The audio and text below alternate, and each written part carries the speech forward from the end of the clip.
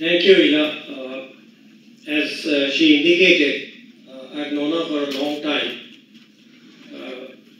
So when she asked me to address this conference, I accepted readily, even though the topic of your conference seemed to be distant from what I usually do, which is macro and everything related to macro. But anyway, I do make macro forecasting, and I want to point this contrast so that you don't expect something different from me. I always, when I give interviews, I say that I make 1 year forecast and always have a band of uncertainty around it. By the way, Josh is there, who also is an old friend from a long time. I don't change my forecast every month because that is useless for policy making, totally useless. But then I hastily add that people who you listen to have to revise it because you've got to invest in the stock market. So there's no contradiction in my view, but there are different things.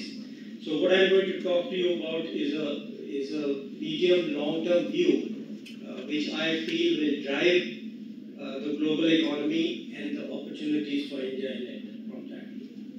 So opportunities and risks, the key changes and drivers which are going to influence the future, demographics which I will talk about, particularly the working age population, geopolitics and geoeconomics, which is just a background. I'm not going to talk about it. There's enough implications there. I find this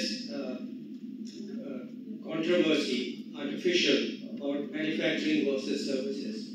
Given where we are as a low middle income country, it's all three in my view. So I think it's purely fictional or media debate, and the people who participate in it, I'm sorry, I just find that a bit absurd. So anyway, but it's their view, that's fine. So the key things which follow from the opportunities is the supply chain diversification and de-risking. China is there. I'm a long-term follower of China. If you're going to have a China session, so we probably won't get into details. The role of developed countries, which is very important in my view for us in this whole context, and the policy framework for attracting these supply chains. Because the supply chain issue is going to be a very, very important driver of growth in India in the next 10 years or so, 15 years. So a little bit after that on the structural advantages, reforms in public goods infrastructure, and the digital hybrid economy, which in my view, is going to be, again, a key part of what we do from the government. And of course, the private sector is what we do. So, before I go to demographics, just very briefly on the trends, and the important thing here, you see the three curves. I hope they are visible. So, the blue dotted line is the total exports, red is the merchandise, and green, which is on a different scale, is the services. So, you see the important points here are world exports as a percentage of GDP peaked in 2007 and are more or less trendless. A lot of uncertainty, ups and downs happening. Merchandise exports rose sharply from 2003 to 2008. This is where China took most of the increment. 100% don't take that literally, but they basically took all the increment in growth. And it was a policy, a whole of government approach we talk now, but I've been talking about it for, 30 years. Trend is down since then. Shift in supply chains, only way to increase share, which is why the importance of supply chains.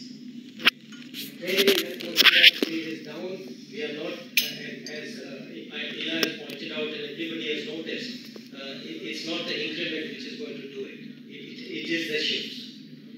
And then, of course, service exports is the green line. I think it is, yeah, on the right scale, much smaller, but very important for India. So it's not either or. To me, it's both. And agriculture is there, but we don't have time to get it. So demography. This is one of the key drivers So what we have on the right is a world share of working age population. The last three columns give you the shares, and where you see the first two columns with numbers, those are telling you the decline which has happened, change which has happened up till now and in the future. So the first row is the past 30 years, and then the next 30 years. And you see the string of red lines. Okay, the working age population in all the developed countries, USA, Western Europe, UK, Japan, South Korea, Taiwan, is going to go down. Incidentally, Taiwan is a developed country in the sense of high income country. Its income is at all the level which you can find. But the interesting thing, of course, China you are hearing a lot about this, but countries like Russia, Thailand, Indonesia, Mexico, all are Vietnam, all our competitors are going to face the same thing. That's the important point which people don't realize. The working age population share is going to decline. Okay, so this is our comparative advantage. We are the only country which will have a rise in the share of working age population. And this whole thing is going to be very, very important in a lot of things. So remember this graph. If you need the numbers, if you don't know the exact number with China, the share has already declined by 3% points and will decline further by 7.8% points. Okay? Massive change in China's comparative advantage. So many implications. I want to point out a few of these, and then as we go along, I will give a little more details on this. So other trends which will interact with the demographics. So one is, remember those reds in the developed countries? Now there are two options, right? You can either get immigrants, which the US is famous for getting immigrants, but the anti-immigration sentiment is going to interact with this to produce three results. One is robotics and labor-saving AI in the developed countries. The second is the online import of services and skills. That's the key one which I will focus on for India.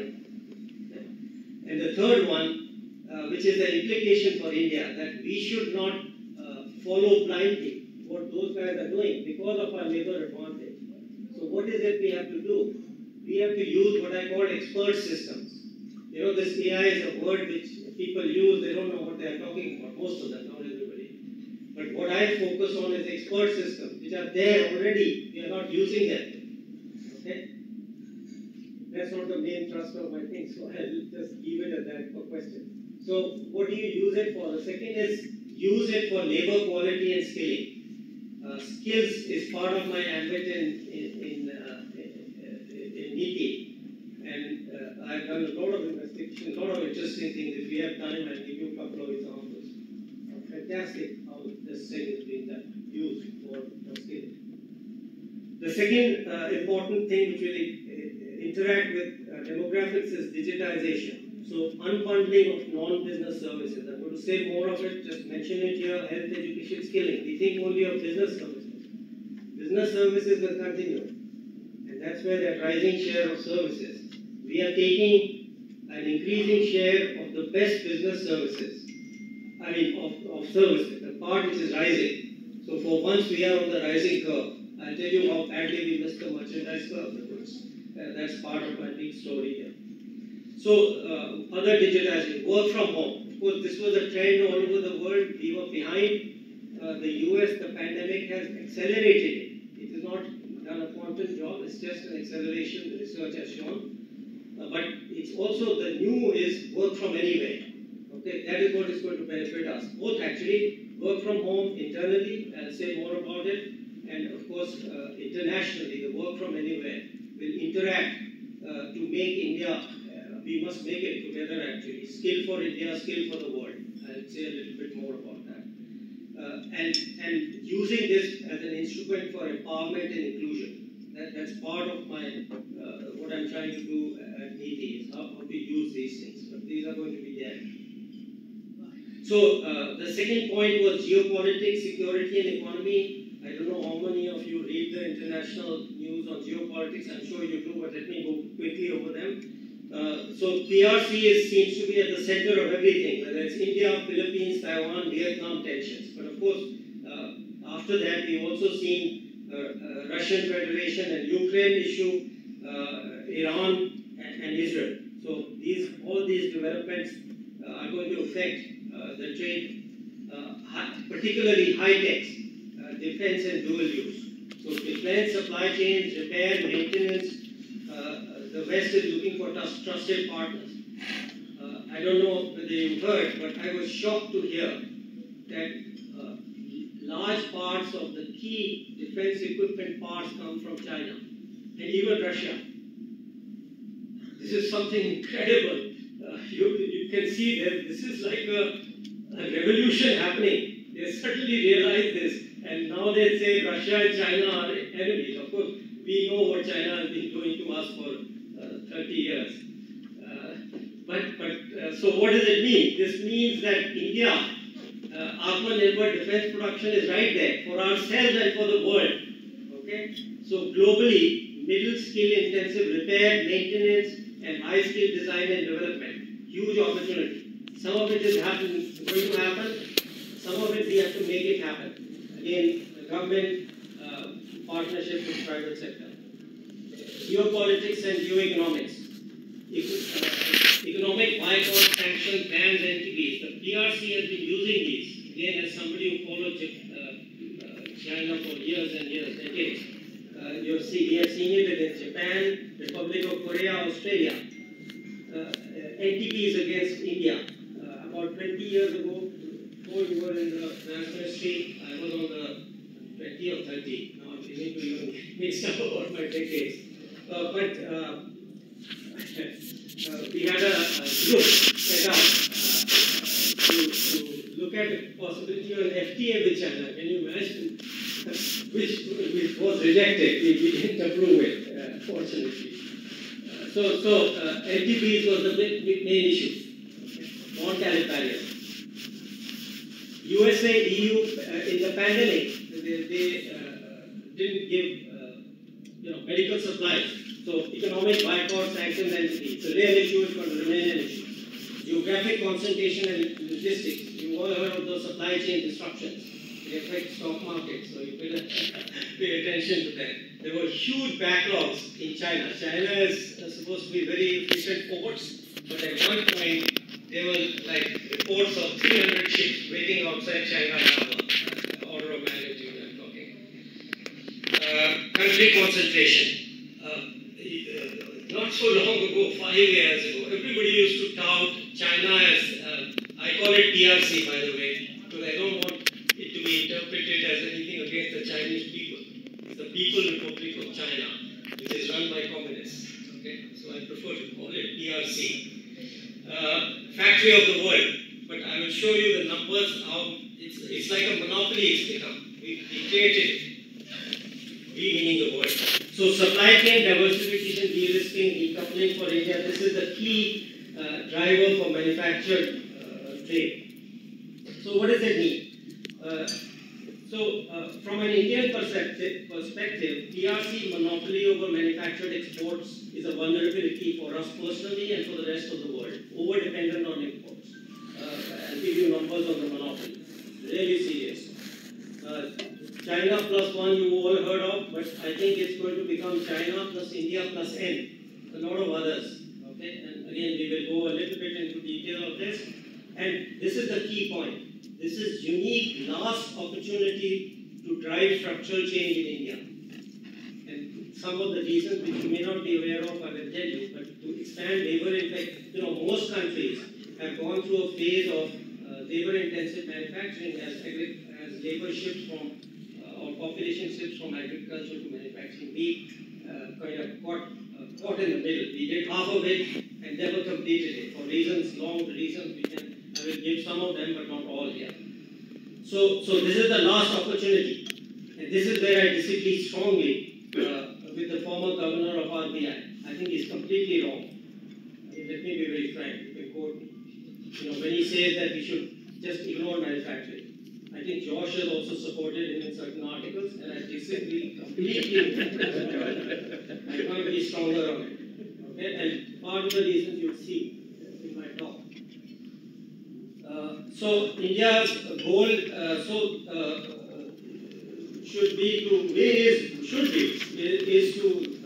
be a first rank in hosting relocated supply chains. As I told you, that is going to be the only opportunity.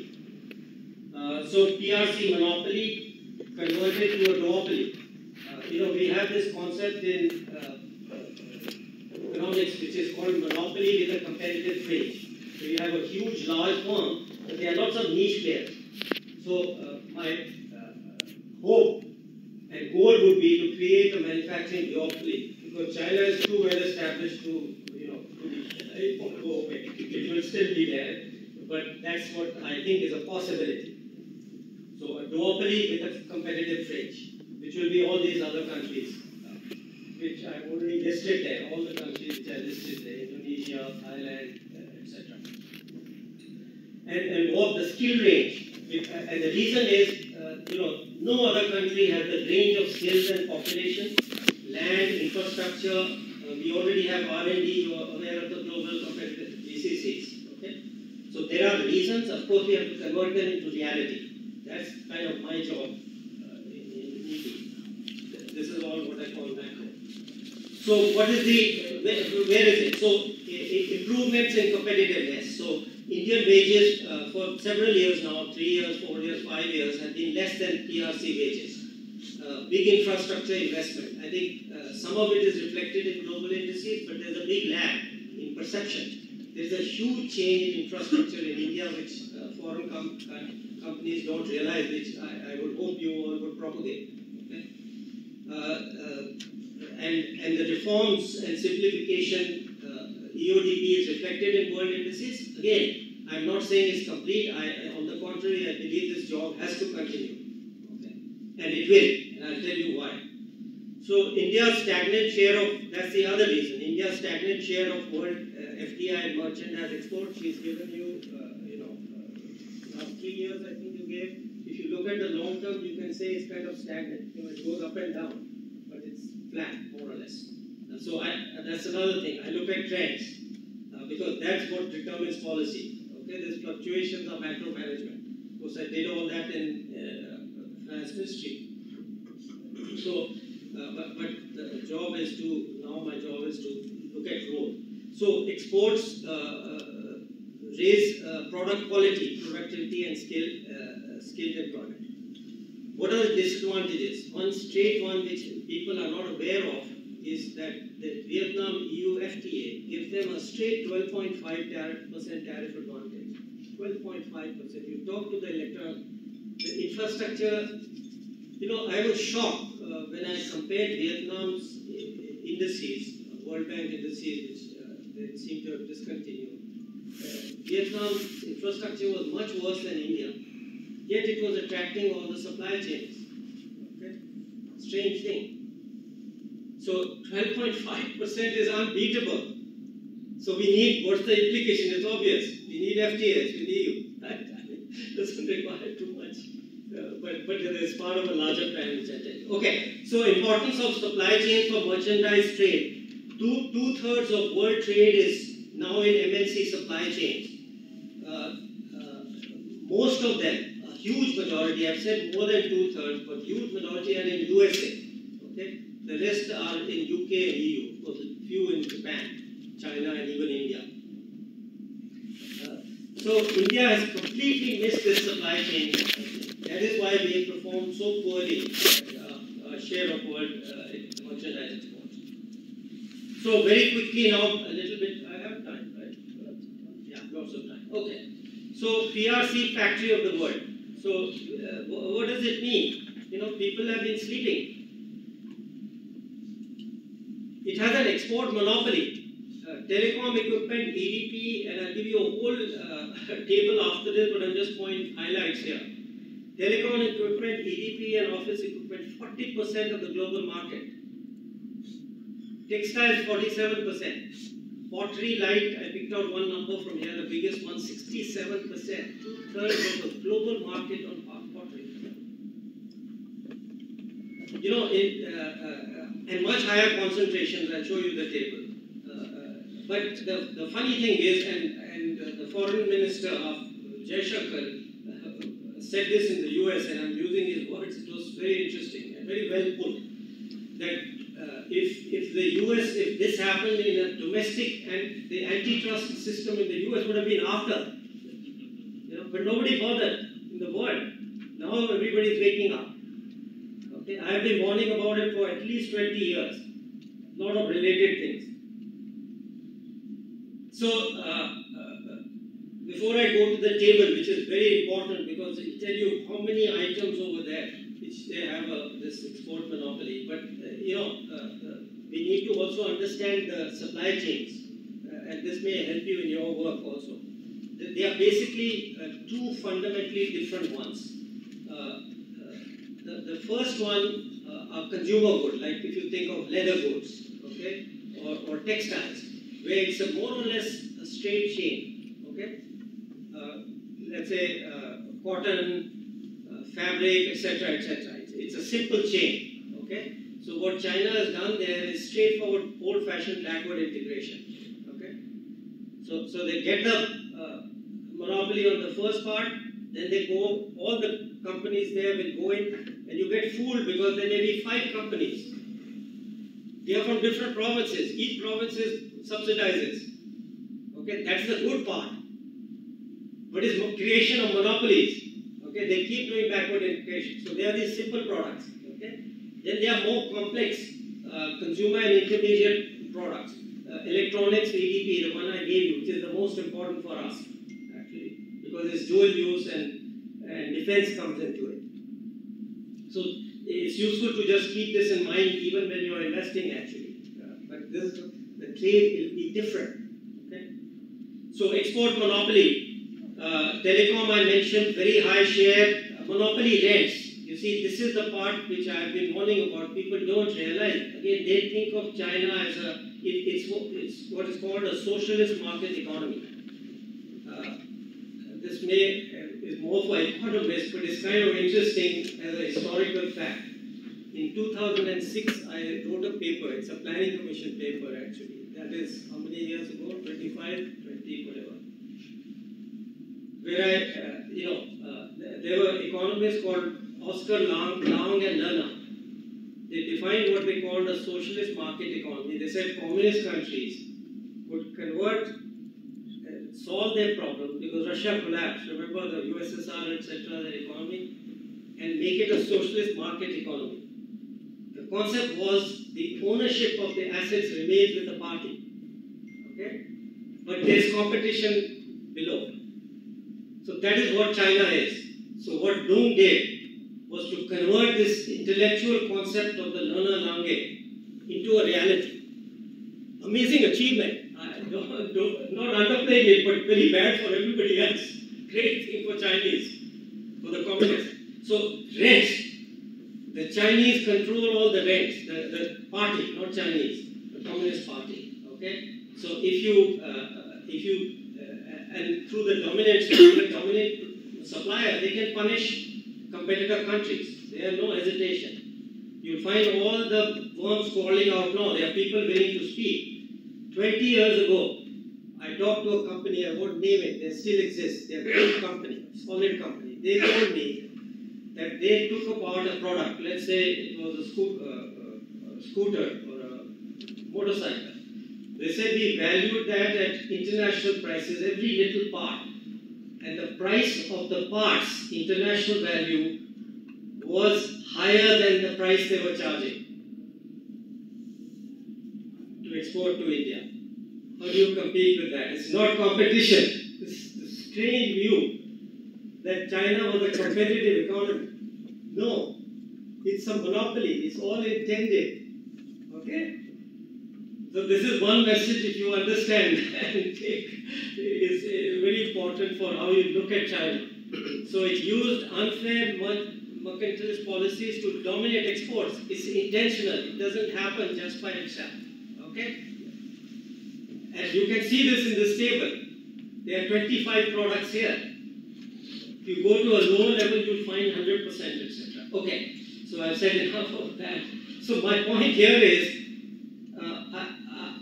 that the world should use similar policies against them.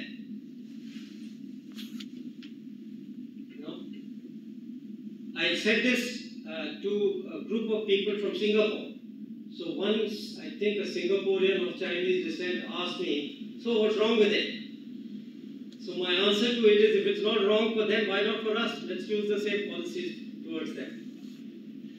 That's my personal view. This is not the government view. On China, let me tell you, what I just told you is my personal view, okay? As an economist who studied the Chinese economy for 30 years, I'm not giving the government's view on this particular thing specifically, okay? So what has happened? So the results are there if you want to look at them. By the way, RA gave me this chart at the end of the day, which I inserted and sent you the third version. So ignore the numbers. There's something wrong with the numbers on the side, but the trends are very clear. And focus on the red line, the red dots and the red line. Okay, that is China's share of world merchandise exports. And all this I'm talking about is merchandise, goods, the factory to the world. Okay? Look at that rise in share, meteoric rise before the global financial crisis. I already told you that they took all the share, the incremental share of world trade. Okay, fine.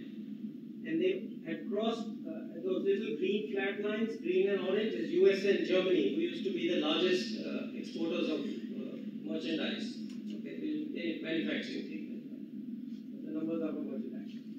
So if you look at the trend has only declined slightly for China. Remember, the merchandise to GDP world ratio is flat with huge fluctuation, and their export share keeps going up. I mean, what more proof do you need? But it's not just subsidies now. It's development. The huge subsidies went in when they were rising, and it's still going on. People again feel that it's a one-time export. You're giving a subsidy and somebody is exporting. No. The subsidy is to develop the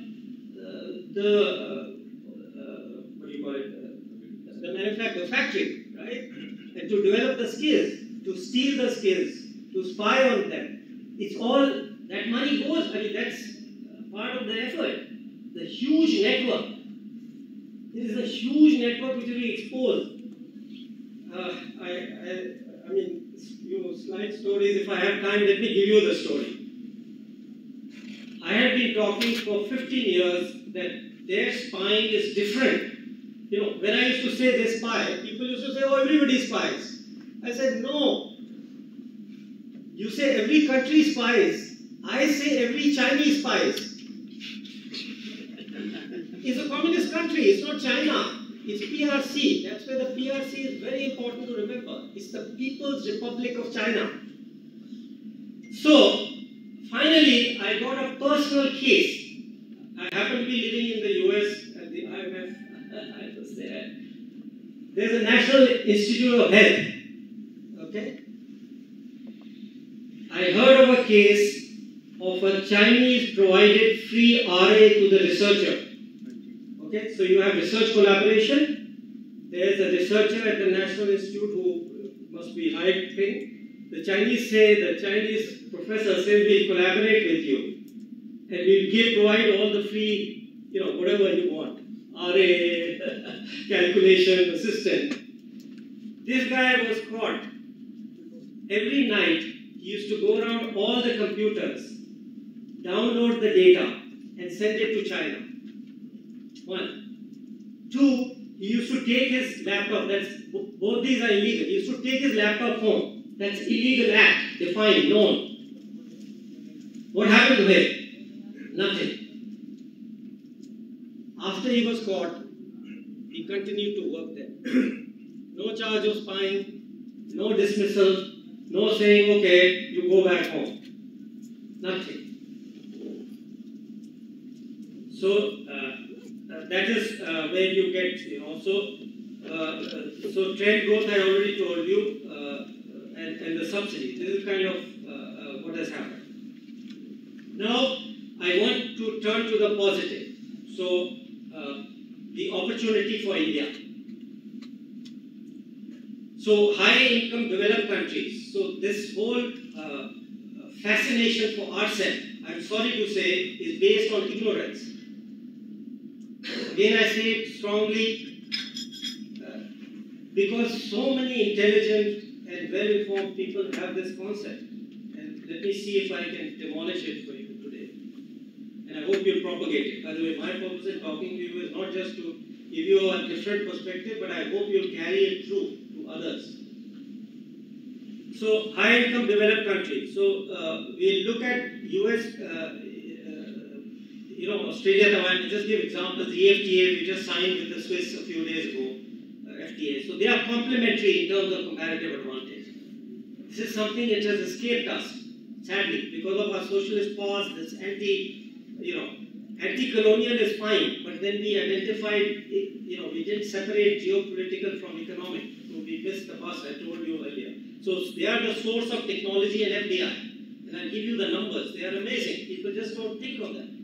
Largest market for manufactured exports. China, people keep talking. 2/3 of the supply chains are led by MNCs. I already told you that 90 to 95% of which are headquarters in developed countries, actually more than in the USA.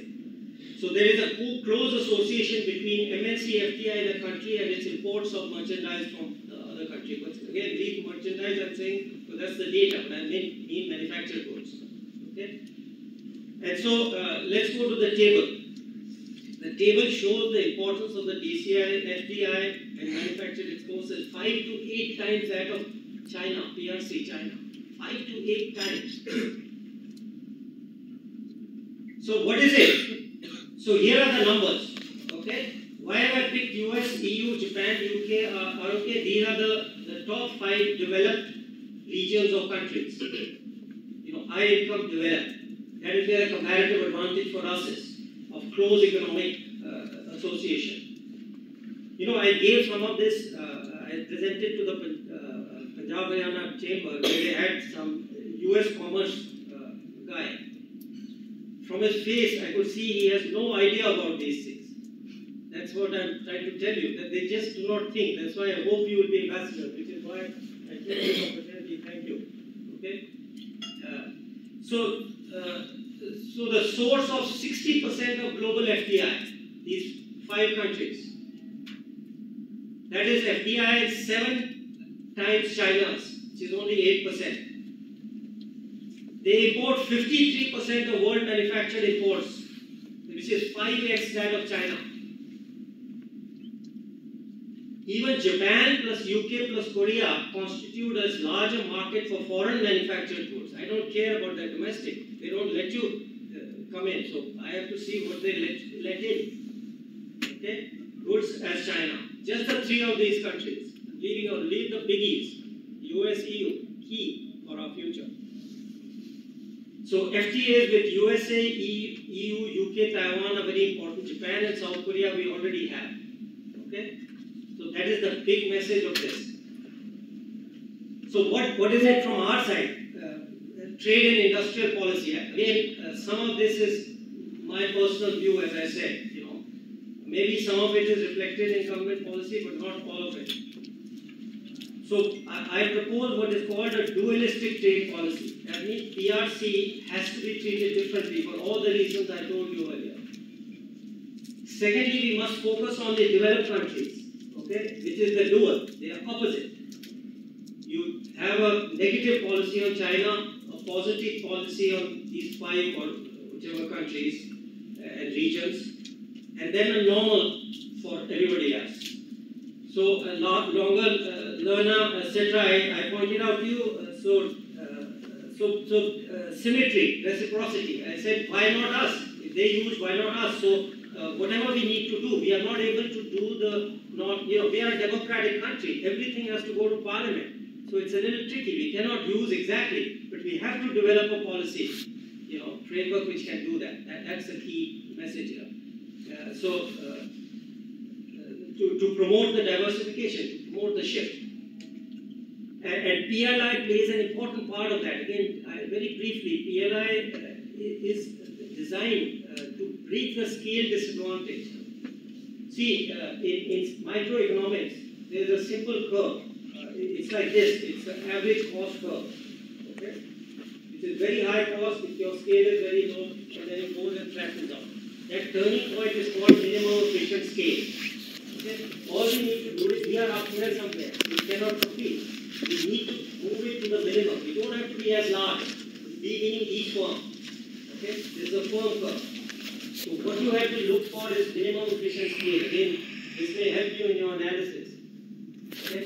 Those who are up here cannot compete. So the scale has to be, it doesn't have to be as large.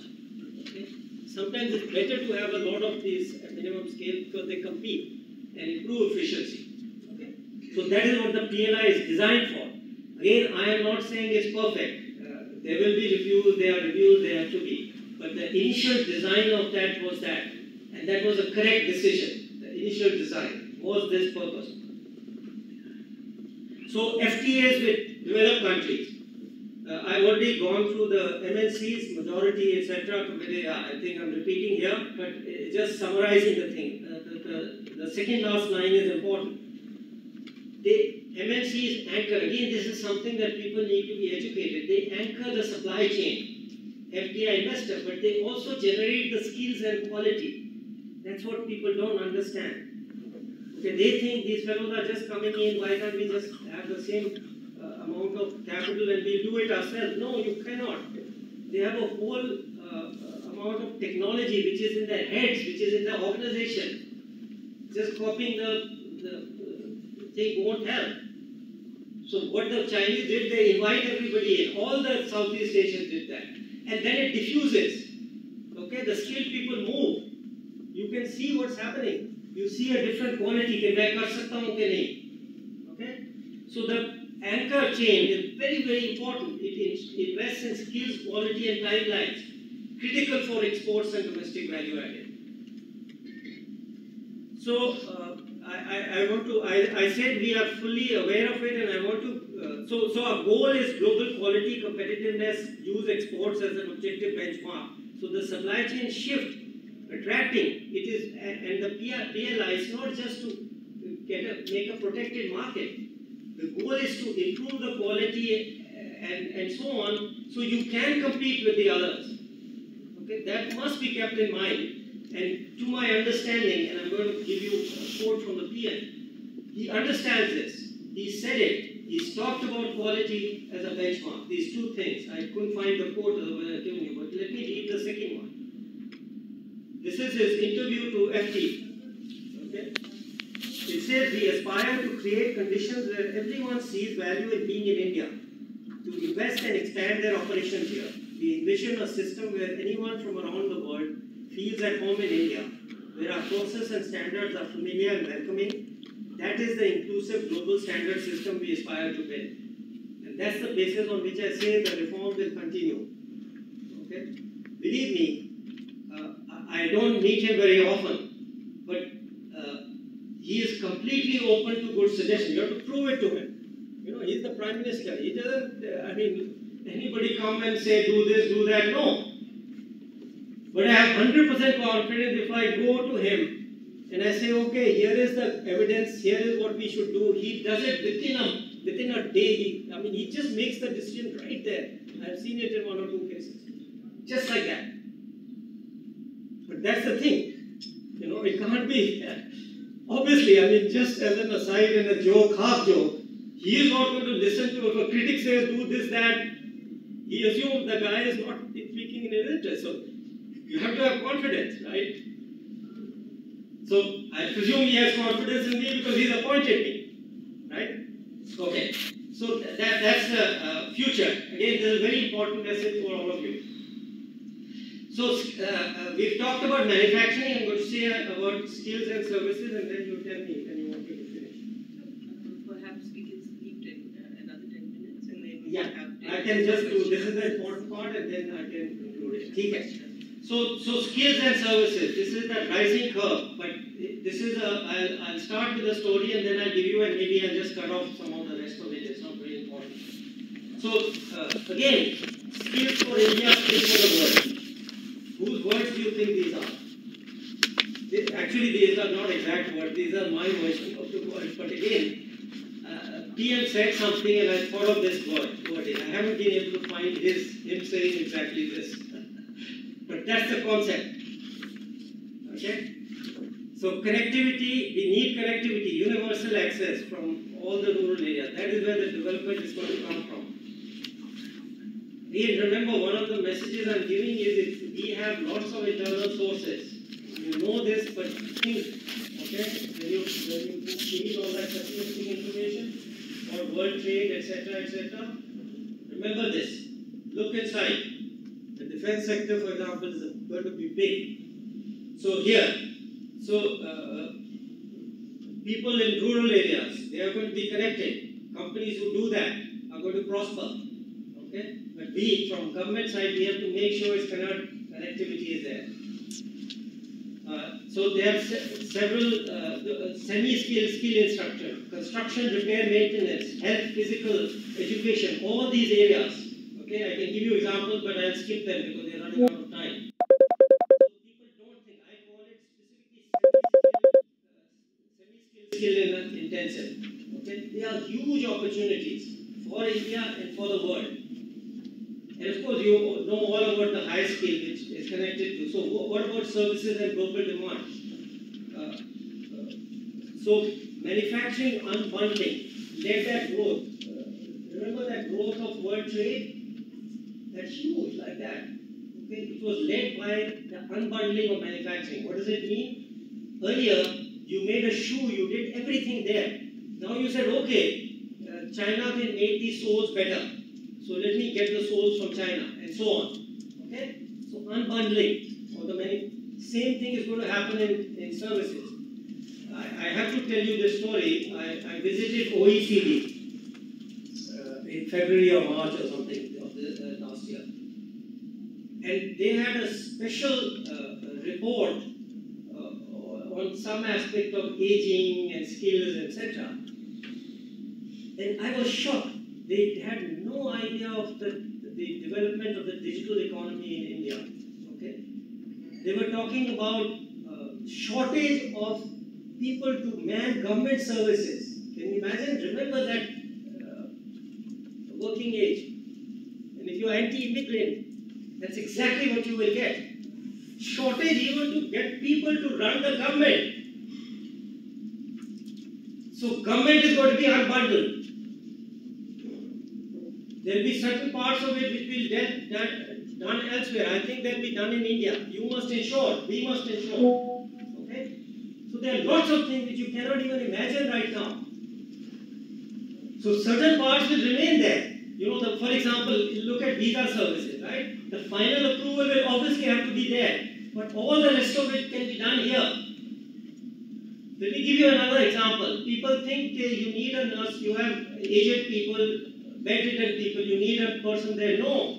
You can have automatic monitoring of that person. So whenever it is needed, somebody is watching it from here.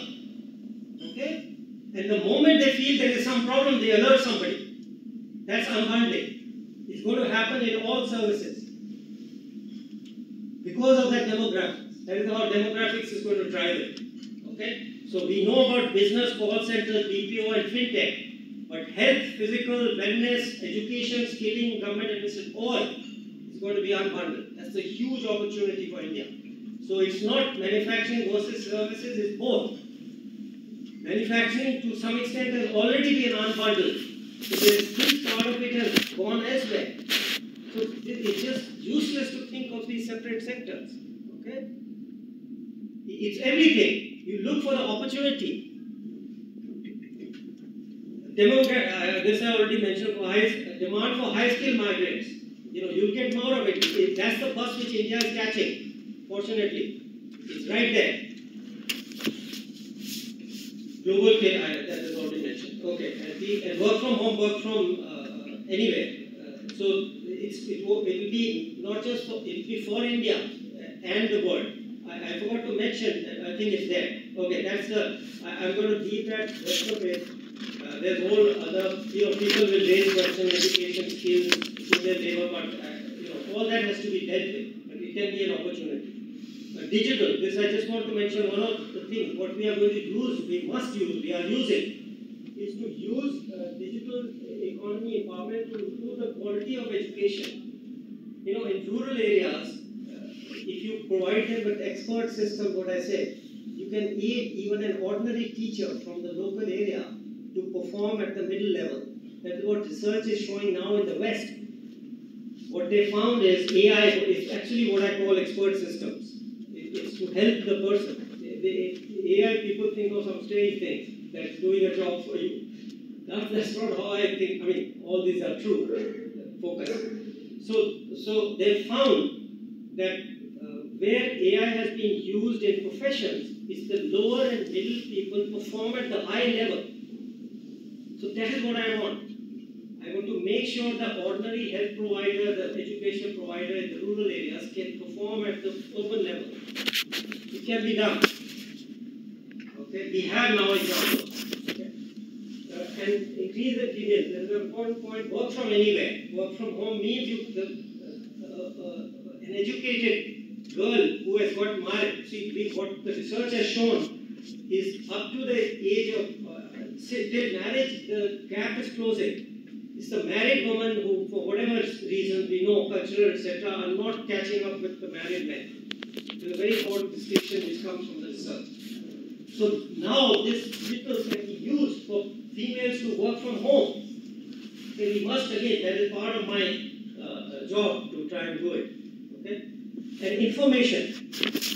Importance of information, getting information to the right person at the right time is a very, very important thing. That's something I focus on if we want to talk about less. Okay, good policy framework. We have the framework. I won't spend too much time on it. I hope you all know we've done it systematically and we'll continue to do some charts on where it is taking us. I don't know if anybody is interested. I can do it. Welfare per capita is going to catch up. This is an important one because it's again related to China. So this is a big change, okay, which is happening in the world. This is a chart of what is an index of economic power relative to the USA. This is my index. But roughly you can think of it, if you want a translation, as the current GDP in current US dollars. Very roughly it matches that, okay, in the past. Okay? So think of it that, but it's an index of economic power. It shows you the weight of the economy, economic weight. So the graphs are interesting. Look at these four graphs. The green one is the EU. Okay? EU is on the down slide. It's the demographics. Too many aged people, too few young workers. The blue is the China. This is the big change. This is a new graph. This is where I'm wrong. I've been doing these kind of forecasts since 2004. I've been right completely till this curve here. I expected China to go like this and curve up much later, above USA. This is the change. It's not going to happen. It's all probabilities, right? All this is probability. There's a range of errors. Okay? Remember that. So this is the opportunity, and this is India. If you notice, I don't have a pointer, but this is important again. I have no hesitation in admitting my mistakes. What I projected earlier was India going here. Okay? I did not think of this flattening. Okay? So I was wrong on that, but I have a nice excuse, which is the pandemic. Okay? So it's resuming. So this is where we are. We are right here. In 3 to 5 years, we will cross. This is Japan. Okay? And then the key issue for us will be how fast to close the gap. Okay? And all that I've told you is going to be part of that story. Okay? Okay, let me conclude. So, evolution of global trade will be driven by global shifts in share of working age population. High-tech decoupling and division into two groups. So there will be, this is again my view. Okay, this is not the government view, so I want to be very clear. I think there will be a bloc led by the US loosely. It will be loose bloc, but there will be a bloc. US and we have to be part of it, and I believe we will be. And there will be a China, Russia, and their people who will be high-tech other groups. We will have some flexibility because of our historical relation with Russia. So that is part of it. But, partial economic decoupling. This is a word I've used since 2008. You know what happened in 2008? President Trump imposed tariffs, or in 8 only. Okay. Well, I predicted that there will be partial decoupling. Then people talked about diversification. Now the favorite word is de-risking. Okay, whatever you want to call it. So these are things you have to take account of if you believe them, obviously. India is well positioned to take advantage of the trend. Only country with potential to match PRC in resources. Potential. Well aware of it. A sound policy framework is there, in my view, but we need continuing reforms. Just to mention two of them, DODP is a long-run process because you have to get down into the states. And that's very difficult. The states have to be involved. And the other one is tax reform. There are a lot of reforms that have been done, been involved in it, but more needs to be done. Largest overlap in medium long-term interests with the US. These are the reasons why I think we are well positioned. People denigrate our democracy, but they are going to realize that we are a democracy. And again, secularism. I believe that Indic or Hindu secularism is as good as the one we know, which is basically either Christian related in the US or socialist. The socialists just use the people. Just by socialist I mean the communist variety, basically. So largest overlap of medium-term interest. This is where I remember the look on the US representative's face I told you at the chamber. He was shocked to hear this from me. I am saying, I am from the, from Niti Aayog, which is a government organization. I am telling him this. I don't think he's aware of it. I mean, that's the impression. I don't know. I can't read his mind. But the look on his face suggested that he also doesn't know. So what does that mean? The leaders recognize it. But the general public in the US and even the bureaucracy doesn't. Strange thing. But again, you have a role. Please educate them. I'm saying confidently that we have the largest overlap of medium long-term interests and values. I just do not understand how every single...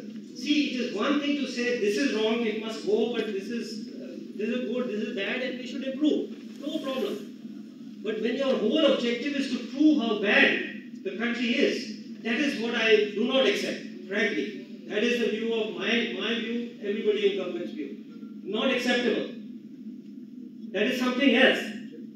So if you look objectively, we do have the largest overlap. You take any other country, if you look as carefully as you look, we are listening to these critics.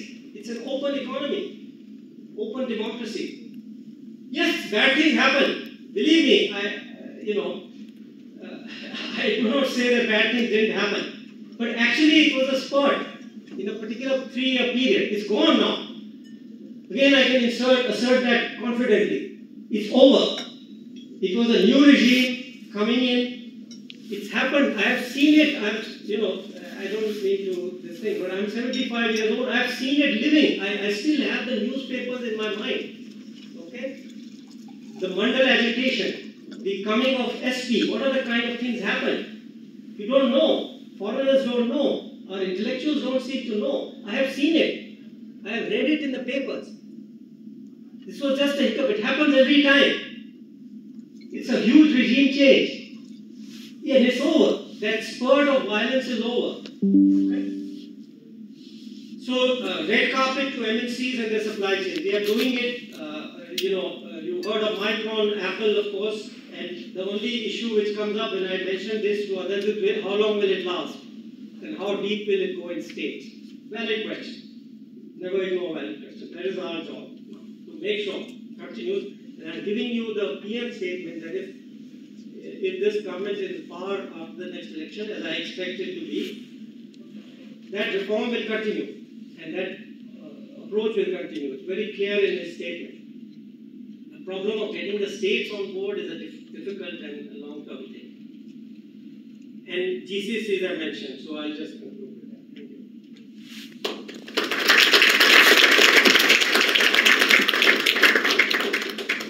Thank you. Thank you very much, Dr. Virmani.